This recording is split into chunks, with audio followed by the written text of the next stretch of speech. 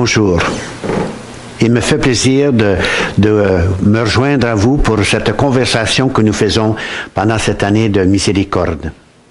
Le pape nous invite à verser notre cœur, ouvrir notre vie à ceux qui ont besoin de cette miséricorde de Dieu et être son image. Nous avons vu plusieurs œuvres physiques ou corporelles de comment nous pouvons aider ceux qui sont dans le monde et qui ont besoin de cette miséricorde. Et aujourd'hui, nous allons regarder un peu sur l'activité qui se passe dans notre ville et c'est l'activité que nous faisons auprès de ces prisonniers qui sont dans nos prisons ici à Prince-Albert. Comme vous le savez, nous en avons plusieurs. Alors, dans Saint Matthieu, nous lisons « J'étais en prison et vous êtes venus me voir ». Aujourd'hui, nous sommes avec Sœur Lynn, elle qui va visiter régulièrement et prie avec ces prisonniers qui sont dans nos prisons de Prince-Albert. Alors, Sœur Lynn, pourquoi est-ce que vous avez choisi ce ministère? J'étais avec ma compagne, Sœur Juliana, qui allait, et je lui ai demandé, est-ce que tu aimerais que je t'accompagne? Elle me dit oui, viens.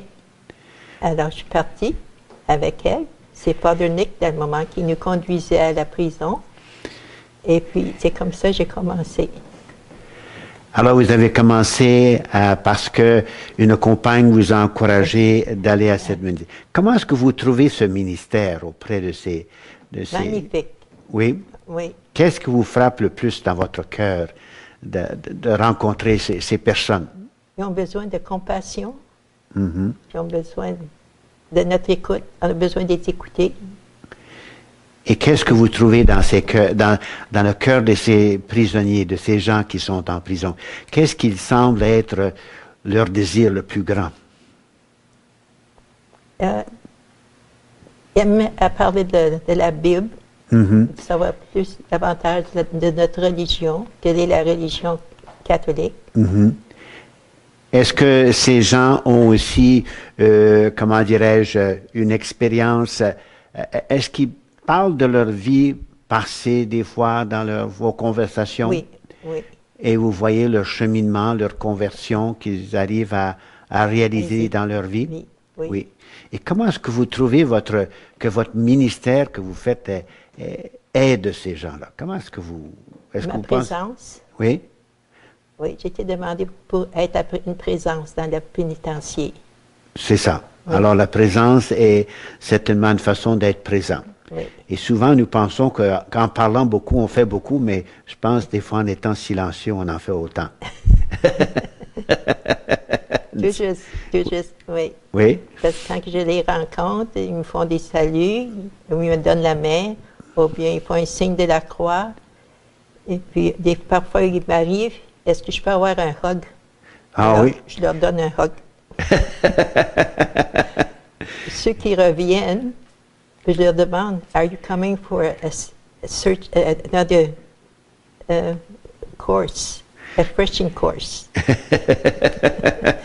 Là, ils me donnent une tape sur l'épaule en me l'en disant. Est-ce que vous pensez que votre visite leur donne un peu de cet espoir, de cet encouragement dans leur vie? Ah oui, oui, ils me disent toujours merci quand je pars. Oui. D'être venus. Ils sont très reconnaissants. Très reconnaissants, respectueux. Parfois, ça me gêne. Ah Ils oui? sont trop polis. Ils sont trop polis.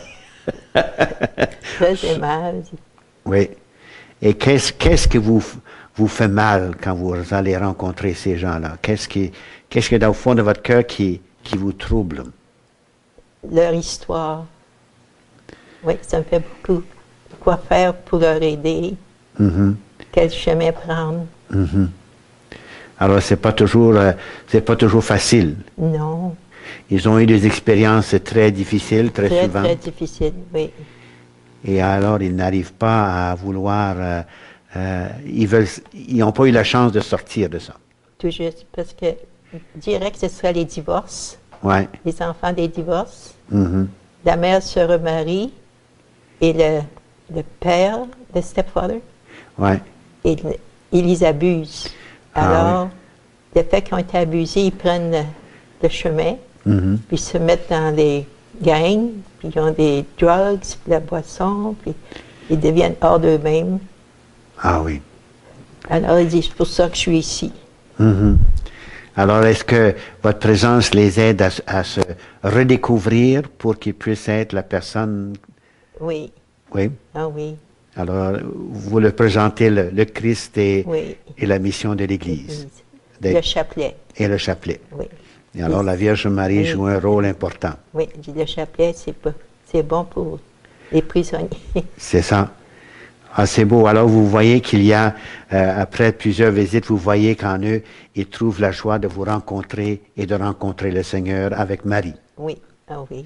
Oui. Ah, c'est bien. Oui. Puis une fois qu'ils sont sortis, ils viennent me visiter au couvent. Ah oui. Oh oui. Ah, c'est J'ai formidable. les rencontres sur la rue. On a une bonne conversation. Ah, c'est bien. Alors, merci beaucoup, sœur, pour le temps tout ce ministère que vous faites auprès des prisonniers, ceux qui sont incarcérés dans nos prisons. C'est vraiment une mission qui n'est pas toujours facile, mais que vous semblez bien aimer. Je crois que vous avez un nom spécial que vous donnez à ces personnes que vous allez les visiter, je crois. Comment est-ce que vous les appelez? My boys. And Alors, it's my second home. and it's your second home.